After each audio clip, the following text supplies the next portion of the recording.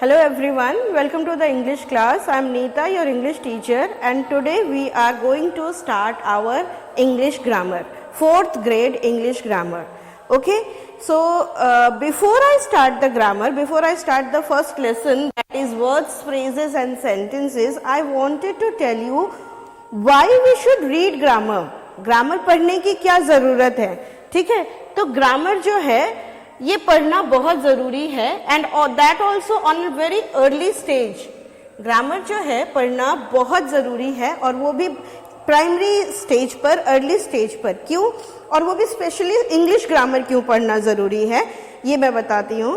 Because जो हमारी local language होती है या फिर जो हमारी नेशनल लैंग्वेज है दैट इज़ हिंदी, ये तो हम हर जगह बोलते हैं. और जब बच्चे होते हैं ना, आप लोग क्या करते हो ना, कोई भी चीज़ बहुत जल्दी कैच करते हो. तो जब हम घर में बोलते हैं तो यू कैच दैट ग्रामर.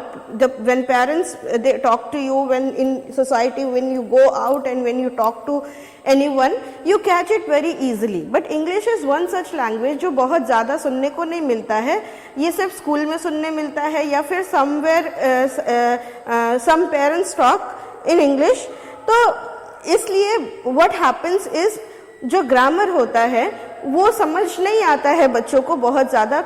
तो इसीलिए ग्रामर जो है वो पढ़ना वो एट द प्राइमरी स्टेज बहुत ज़रूरी है. कुछ इम्पोर्टेंस जो है वो ग्रामर की वो क्या है? सबसे पहला इम्पोर्टेंस है कि यू विल बी क्लियर. अगर if we know the correct use of grammar, if we know everything about grammar, तो हम जो पहली चीज़ जो हम कर सकते हैं वो क्या है कि हम अपनी we can give meaning to our sentences. ठीक है ना? अगर हम कोई चीज़ बोलते हैं किसी को तो वो कभी भी रॉन्ग इंफॉर्मेशन जो है या फिर मिसकंसेप्शंस जो हैं उसको बचाता है. दूसरा चीज़ होता है ग्रामर में कि इफ़ यू नो, दूसरा इम्पोर्टेंट चीज़ जो है वो ग्रामर का वो क्या है कि it helps you in writing. अगर if you want to write an essay, if you want to write a letter and if you don't know the grammar, तुम्हें पता है कि हाँ लेटर में ये चीज़ें आती हैं, ऐसे में ये सारे पॉइंट्स होंगे, मगर अगर ग्रामर का यूज़ अगर तुम करेक्ट नहीं करोगे तो वो सब क्या है, वो सब बेकार है. तो it helps you in writing essays, in writing letters. Okay, it helps you in writing. हमारा कॉन्फिडेंस भी बढ़ाता है ग्रामर. ग्रामर क्या करता है? हमारा कॉन्फिडेंस लेवल बढ़ाता है. अगर हम कोई भी चीज़ बहुत ही क्लियरली, बहुत ही स्पष्ट लोगों से बता पाते हैं, बोल पाते हैं, तो उससे क्या होता है, हमारा कॉन्फिडेंस बढ़ता है and we will be a good speaker. हम अच्छे स्पीकर होते हैं. ठीक है ना? और फोर्थ चीज़ जो है, it helps you, it will help you in your senior classes. It will help you in your senior classes when you will have to understand the complex texts and when you will have to write the complex essays, और उसके बाद भी when you have to face interviews. ठीक है ना? तो ये जो है ये चीज़ें जो हैं ये इम्पॉर्टेंट चीज़ें हैं जो हमें ग्रामर पढ़ने के लिए चाहिए हमें एट द प्राइमरी स्टेज. तो हम अब चलते हैं अपने लेसन की तरफ और हमारा जो फर्स्ट लेसन है वो है वर्ड्स, फ्रेजेस एंड सेंटेंसेस. ठीक है? लेकिन उसके पहले हम बताते हैं कि हम 4th ग्रेड में क्या क्या ग्रामर पढ़ने वाले हैं. तो 4th ग्रेड में जो हम फर्स्ट लेसन पढ़ने वाले हैं, जो कि हम आज पढ़ने वाले हैं, वो है words, phrases and sentences. The second lesson is kinds of sentences. Next is parts of speech. Again, nouns. You have already done nouns. See what we will do in class 4. Pronouns, adjectives, verbs, tenses, adverbs, preposition, conjunction, question words, short forms. ये हमारा grammar हो गया. Then we will do exclamatory and emphatic sentences. We use of some, any, much and many. Then we will also study question tags. Along with this, we are going to do composition writings and comprehension writings like essay, letter, notice writing and all those things. Okay? तो ये जो है ये सारी चीज़ें हमारा ये content है that we have to study in grade 4. Today we are going to study noun, phrase and sentences. Words, phrase and sentences. ये हम पढ़ने वाले हैं और इसके अंदर हम क्या पढ़ने वाले हैं? We are going to do words, words क्या होता है, फ्रेज क्या होता है, सेंटेंसेस क्या होता है, ठीक है ना. We are going to do this. What is a word, what is a phrase, what is a sentence, how it is used in speech and in writing. Okay, so let's continue. Just see what is a word, phrase and sentence. पहले हम तीनों को एक साथ देख लेते हैं, उसके बाद हम इसे अलग से with examples और भी अच्छे से समझेंगे. तो सबसे पहले words. A word is a single unit of language which means something. मैंने बताया था in the earlier grades कि हमारा जो fundamental unit of English language है वो क्या है, वो है लेटर्स. क्या है, लेटर्स हैं. Letters A to Z. A to Z हमारा fundamental unit of English language है. और इंग्लिश इससे बनते हैं क्या, वर्ड्स. A to Z जो लेटर्स होते हैं इनसे बनते हैं वर्ड्स. वर्ड्स से बनते हैं फ्रेज. और ठीक है, single unit of language which means something. तो वर्ड क्या है, एक सिंगल यूनिट है लैंग्वेज का जिसका कुछ मतलब होता है. ठीक है, जैसे A to Z है, ये क्या है, अल्फाबेट्स हैं. ये वर्ड बनाने में हेल्प करते हैं. जैसे कि अगर हमें एक वर्ड बनाना है, सपोज सन, तो SUN, we have used 3 alphabets from the English alphabet, letters in English alphabet, that is S, U and N. तो अगर हम इसे सिर्फ S लिखते हैं इसका कोई मीनिंग होता है नहीं. अगर हम सिर्फ U लिखते हैं इसका भी कोई मीनिंग नहीं है. अगर हम सिर्फ N लिखते हैं तो इसका भी कोई मीनिंग नहीं है. लेकिन जब हम इन तीनों को एक साथ लिखते हैं तो it becomes sun, which means Suraj. Understood?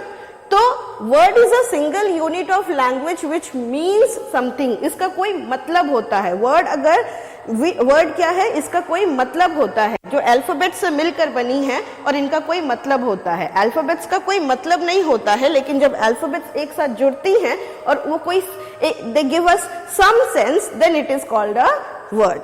Now what is a phrase?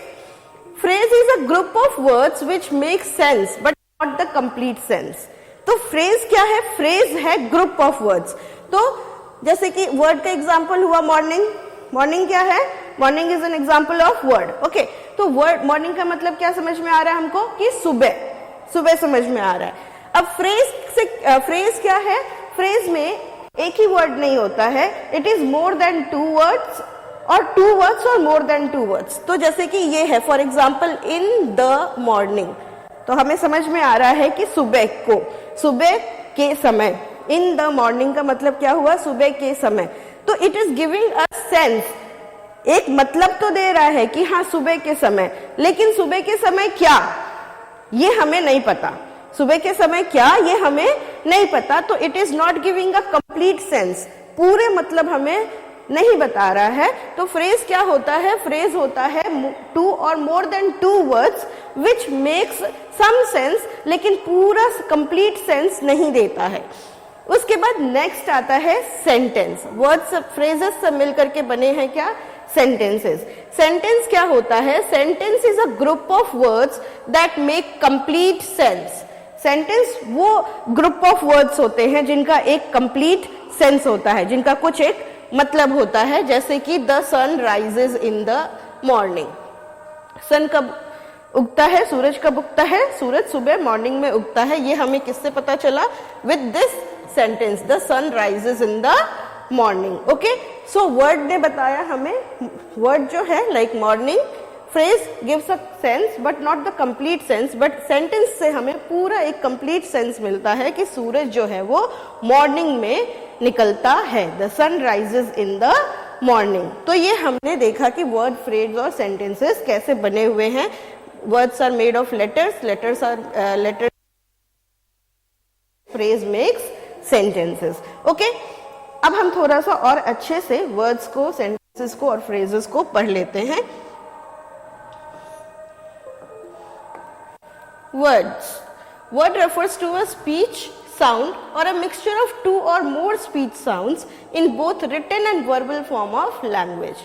ठीक है, तो ये क्या होता है, it refers to a speech sound और a mixture of speech sound. बहुत सारे speech sounds मिला के या फिर एक ही speech sound जो होता है उसको बोलते हैं word written in verbal form of language, जो रिटन फॉर्म में होता है या फिर बोलने के भी फॉर्म में होता है, वो भी वर्ड होता है। जैसे हमने अगर सन लिखा नहीं यहाँ पे बोर्ड पे, दैट मीन्स सन वर्ड नहीं है, ऐसा नहीं है। अगर हम बोल भी रहे हैं सन, तो sun is a word. Okay, A word works as a symbol to represent, refer or something someone in a language। तो word क्या करता है, एक symbol होता है एक language में जो किसी चीज को refer करता है। जैसे अगर बस जैसे मैंने बोला कि sun, तो sun refers to what?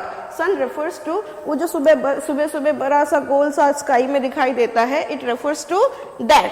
Okay, तो कुछ भी चीज को अगर वो रेफर करता है तो उसे कहते हैं word. Okay, example love, love, love, cricket, sky, these are the example of words। every word must have a meaning। ये बहुत important है जानना आप लोगों को कि every word must have a meaning। जैसे हमने जब लिखा sun sun, तो हम इसको पढ़ेंगे sun और इसका मतलब होता है सूरज। लेकिन फॉर एग्जाम्पल यहाँ पे देखिए एक वर्ड लिखा है LAKKANAH, LAKKANAH, lakana। तो what does this mean? Do you know what is the meaning of this word? No, even I don't know what does it mean। So it is not a word। ये word नहीं है। Okay, it has no meaning in English language, so it is not a word। So word is made by alphabets। word जो है वो group of alphabets होता है, लेकिन कुछ भी alphabet हमने लिख दिया, ठीक है ना, तो वो वर्ड नहीं हो जाता है। It should have a meaning, it should make some sense, तभी वो वर्ड कहलाता है। ओके, जैसे कि LOVE लव है, क्रिकेट है, स्काई है, मॉर्निंग है, बॉय है, गर्ल है ना। तो these all words have a meaning, so they are called words। okay, now let's go to phrases। phrase क्या है, हमने अभी पहले बताया था, phrase is a group of word, है ना। तो group of word है, phrase is a group of 2 or more words। words जब एक साथ combine होते हैं तो वो phrase बनाते हैं। words जब एक साथ combine होते हैं तो वो sentence भी बनाते हैं। तो फिर sentence हमने क्यों नहीं बोला, phrase क्यों बोला? क्योंकि जब words एक साथ कंबाइन होते हैं और वो कंप्लीट सेंस नहीं देते हैं और उनका कोई सब्जेक्ट नहीं होता है या फिर कोई प्रेडिकेट नहीं होता है, अगर उसमें कोई वर्ब नहीं हुआ या फिर सब्जेक्ट नहीं हुआ या फिर सिर्फ वर्ब है, सिर्फ सब्जेक्ट है, तो वो फ्रेज कहलाता है। लेकिन सेंटेंस कब कहलाएगा, जब सब्जेक्ट भी है, वर्ब भी है, ऑब्जेक्ट है चाहे नहीं है, सब्जेक्ट और वर्ब है, तो वो सेंटेंस कहलाता है। तो फ्रेज में ऐसे कोई रूल्स नहीं होते हैं कि हमें सब्जेक्ट भी लिखना है, ऑब्जेक्ट भी लिखना है, सब कुछ लिखना है।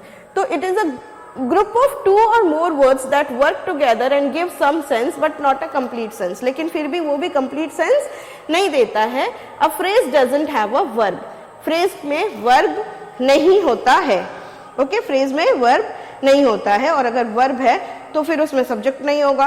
In the morning, for example, in the morning, at the table, for mother, 2 sisters। okay, these are all phrases because they are a group of words। words का क्या है, group है। there are 3 words in it, there are 2 words in it, there are 3 words in it, so they are all examples of phrases। okay, now a phrase often begins with preposition। तो phrase जो है वो हमेशा किससे begin होता है, preposition से। जैसे कि इन हमने पहले देखा था, हाँ, पहले वाले स्लाइड में हम देखे थे, in the morning, at the table. तो इट है all this phrases, they are beginning with what, they are beginning with sentences, they are beginning with preposition, sorry, they are beginning with preposition। okay, so a phrase often begins with the preposition। phrase जो है वो begin करता है preposition से।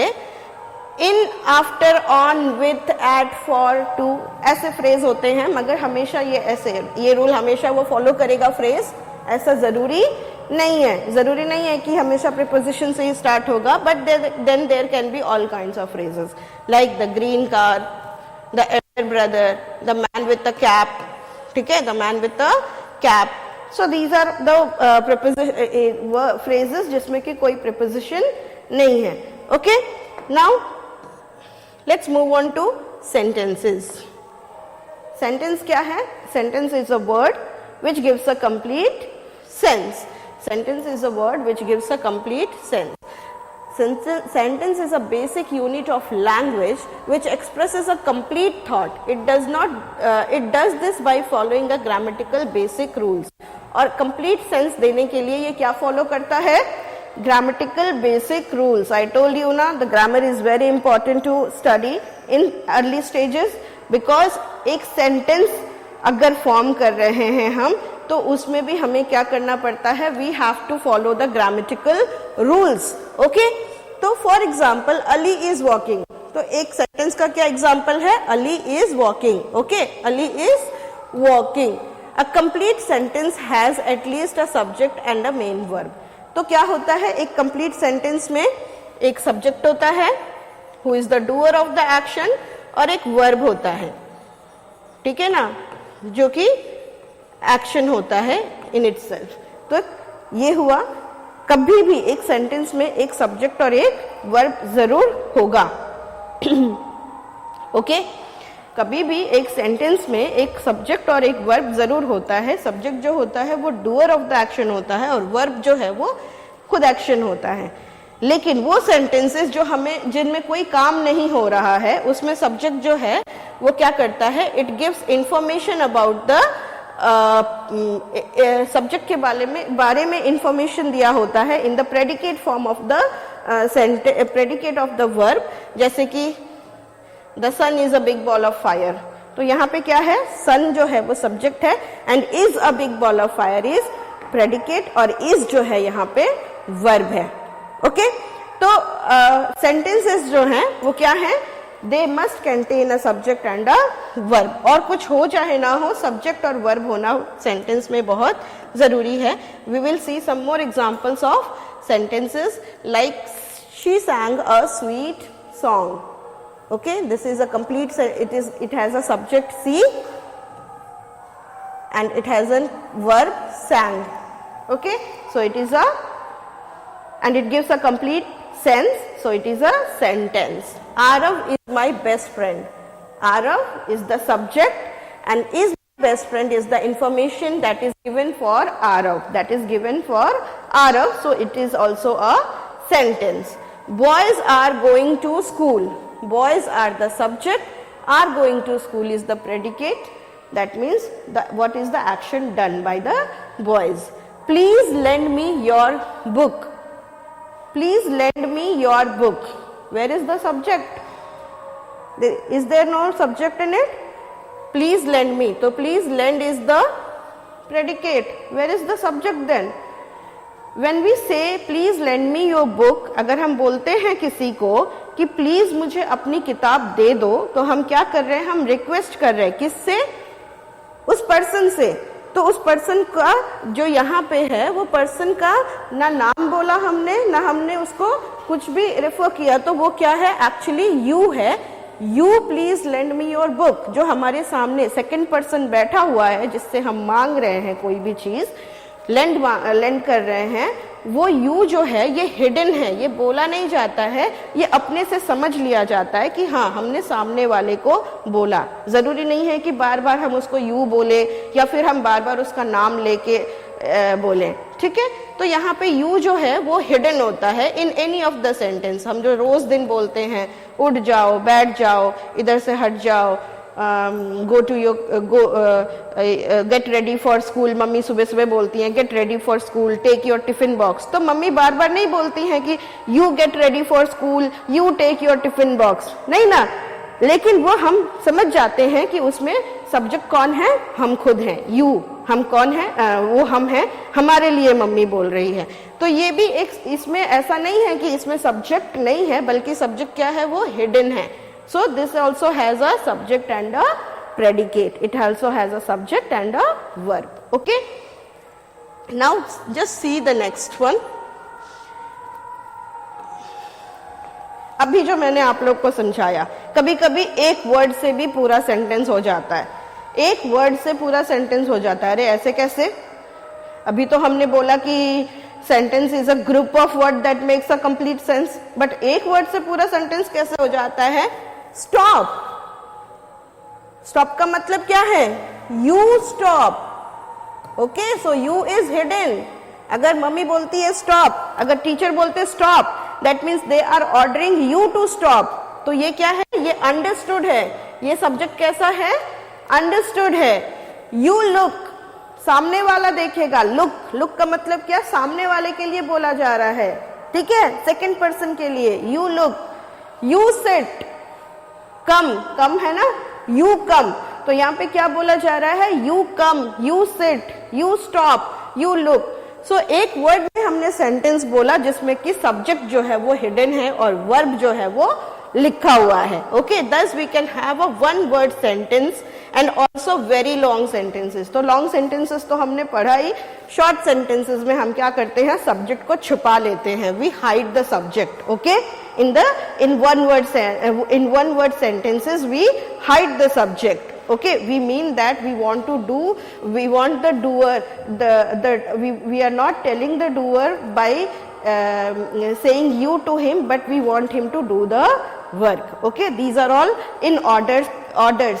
ये सब जो होते हैं रिक्वेस्ट और ऑर्डर काइंड ऑफ सेंटेंस, जिसको हम इम्पेरेटिव सेंटेंस बोलते हैं, उनमें ये सब आता है। Okay, so this was all about words, phrases and sentences. ठीक है ना? I hope you understood what is a word. Word is a group of letters which make some sense. What is a phrase? Phrase is a group of words that make some sense but not the complete sense. And sentence is a group of words which has a subject and a predicate and it gives a complete sense. Now we'll do the exercises. Okay? तो पहला है put P for phrase and S for sentence. On the roof. On the roof में subject है? नहीं है। Verb है? नहीं है। So this is a phrase. She is dancing. She is the subject, is dancing is the predicate, so it is a, what is it? It is a sentence. Okay, this is a subject and this is a predicate, so it is a sentence. Never on Sundays. Never on Sundays. There is no subject in it. Okay. Nancy wrote a letter. So Nancy is the doer of the action, subject है, and wrote a letter जो है वो work है. So it is a sentence. It gives a complete sense. With piece of chalk. With piece of chalk. Piece of chalk के साथ क्या करना है? Sense नहीं है, complete sense नहीं है, subject भी नहीं है, तो phrase है. The girls plucked the flowers. The girls plucked flowers. So there is a subject, there is a verb, and it gives a complete sense. So it is a sentence. We should buy this book. There is a subject, there is a verb, and it is giving a complete sense. So this is also a sentence. The tallest girl in our class. The tallest girl, okay, of our class. Verb कहाँ है? नहीं है, so phrase. Okay, let's do the next exercise of your book. Below are given some jumble words. Rearranged them into meaningful sentences. So kites, boys flying are.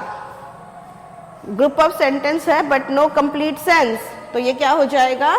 The boys are flying kites. The boys are flying kites. Okay? Now it is giving a complete sense. है ना? The milking he cow is. अब क्या किया जाए इसको? पहले हम लिख देते हैं he, फिर is milking the cow. ठीक है? He is milking the cow. His shoes he polishing was. तो shoes polish हो रहा है, लेकिन हमें समझ नहीं आ रहा है कि क्या कैसे. तो कौन पॉलिश करेगा? ही करेगा। तो ही सबसे पहले, सब्जेक्ट हम सबसे पहले लिख देते हैं। फिर सॉरी, कर रहा था, तो was polishing the shoes, polishing the his shoes.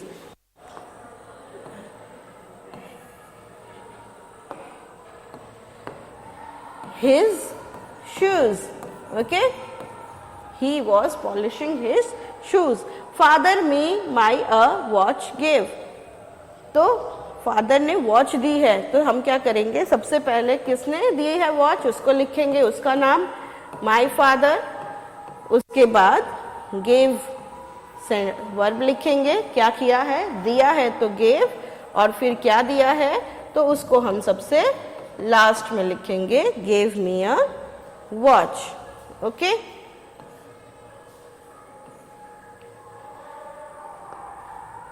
फिर है at 4 o'clock this is the train next. So क्या होगा? The next train is at 4 o'clock. The next train is at 4 o'clock. Okay, the next train is at 4 o'clock. फिर है a meaningful sentence not this is. ये क्या हो गया? 7th का होगा, this is not a meaningful sentence. This is not a meaningful sentence. Okay,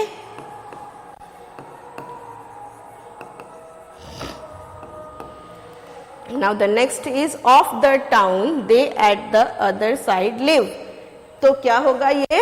they live at the other side of the town. They live at the other side of town. Okay, so और एक और important चीज, sentence will and with, अगर वो simple sentence है तो वो एक फुल स्टॉप से एंड होता है, या फिर वो अगर वो एक्सक्लेमेटरी सेंटेंस है तो वो एक्सक्लेमेटरी मार्क से एंड होता है, या फिर वो इंटरोगेटिव सेंटेंस है तो वो क्वेश्चन मार्क से एंड होता है. But we can not just write the sentence without a full stop or a exclamatory mark or a question mark or any punctuation, not any, these punctuation marks. Okay, so I hope now it is clear to you that what is a word, what is a phrase and what is a sentence. एक और exercise बच रहा है इसमें, और ये phrase का exercise है, हमें phrase बनाना है. The first one has been done. in से in the class बन गया है. at से क्या हो जाएगा? at the door, at the door. on से क्या हो जाएगा? on the table.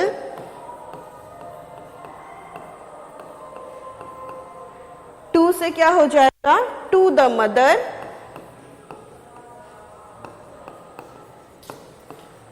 of से क्या हो जाएगा? of the people. for me, from the shop. Okay, and then with my friends. So these are all the words that begin with a preposition, a phrase that begin with a preposition. With this we complete the topic word, phrases and sentences. In our next video we will do the next lesson. Until then, bye bye, take care and be good.